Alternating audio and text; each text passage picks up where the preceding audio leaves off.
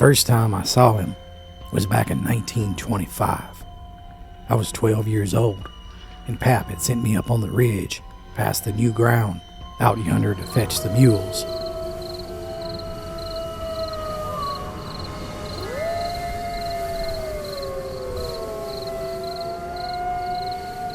It was dark, but the harvest moon had just risen over Stone Mountain, so it lit up my path up the ridge.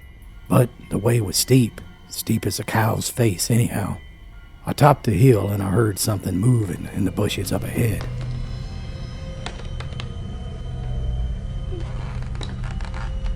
I thought it was one of the mules stirring around up there, so I didn't think too much about it. All of a sudden, I heard footsteps.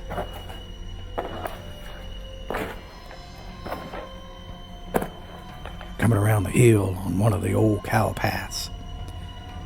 Now, you see, nobody was supposed to be up there on the ridge messing around that time of night. So I jumped in the bush and I hid from whoever was coming. I sure didn't want to meet a mule thief up there all by myself. The steps were getting closer and closer, and I was laying on the leaves with my belly hugging the ground for dear life. I was flatter than a run-over hat. There in the moonlight, a tall man dressed in dark and tattered clothes came into view. He had dirt and leaves all over him like he had come up out of the ground. And as he came close to me, I looked up at him and I was trying to see his face, but he didn't have one. Hell, he didn't even have a head, just a bloody stump. My hair stood up on my head and I was plumb scared to death. He was standing there about a foot away from me when suddenly he turned around and headed down the hill towards the old Smith graveyard. I swear he walked into that big oak tree down there and just disappeared. I took off right down that hill and I ran through a briar patch. I didn't sleep a wink for a dad-blame week.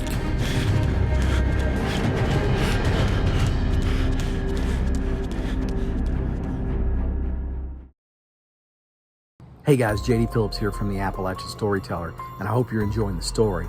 I wanted to pop in for a moment to let you know that I'm going to be giving away an Appalachian Storyteller t-shirt like this as a thank you for watching this video. All you have to do to enter is just write down in the comments below where you're watching this video from. And next week, I'll pick a winner and I'll send you a shirt just like this in your choice of black or gray as a thank you for supporting this channel.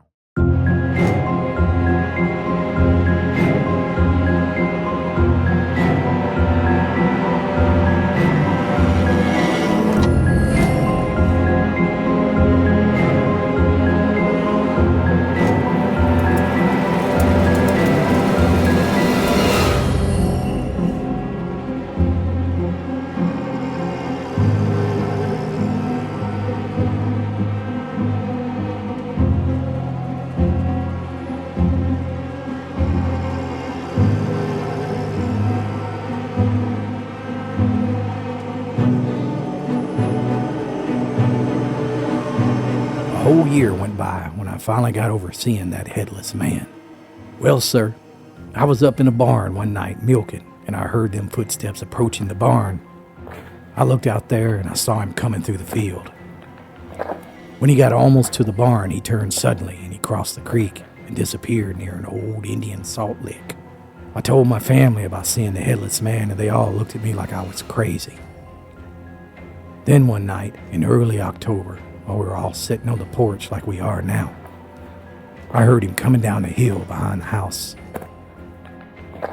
He walked down the side yonder, and he walked past us on the front porch. Pap turned white as a sheet, and Aunt Belle Ash exclaimed, "Lord have mercy, that dead-burned devil don't have a head." We watched him walk through the yard and on up the road towards the Davis's farm and disappear into the night. Now, other people in the community commenced to seeing this headless man. Smokey Lawson was walking home from Guy Hurd's store one night, and he'd walked beside him all the way home. Kate Helton lived up in Helton Hollow near Spryer's Chapel Church. One morning before daylight, she saw the headless man walk out of the woods and down the road. Then, we didn't see him for a long time until one night in 1965. I was coming home from Fred Mallory's, and he fell in right beside me, walking. Just as we neared Sulphur Springs Valley, the headless man turned and walked up the hill and disappeared into the shepherd graveyard. That was the last time I ever saw him. Papa always told me if you ask a spook, what in the name of the Father, Son, and Holy Ghost are you doing here? It has to tell you. But I never did ask it anything. I figured, how was it going to tell me? He didn't even have a head. But I always wondered where he came from and who he was in his other life. Now, Charlie told stories of the headless man up until the day he died. He and others who saw the headless specter always claimed it was true. And this story has ties to historical facts. The old salt lick mentioned in Charlie's story was an ancient Indian hunting ground. Charlie's house was located on the old Smith's homestead. And you see, in 1863, during the throes of the Civil War, Henry Smith was kidnapped by bushwhackers in front of his family, and he was never seen again. His wife is buried up in the Smith Cemetery. In the late 1800s, Henry's son, George, found a human skeleton while digging out a spring branch, but the head was never located. Brooks Chapel was made as a makeshift hospital during the Civil War for Confederate soldiers. Now, the building was torn down in the early part of the 20th century, and the material was used to build Charlie's house. Even today, a visit to Sulphur Springs Valley is beautiful this time of the year, but if you come at night, be on the lookout for the tall, headless stranger. He may still walk these dark and lonely hills.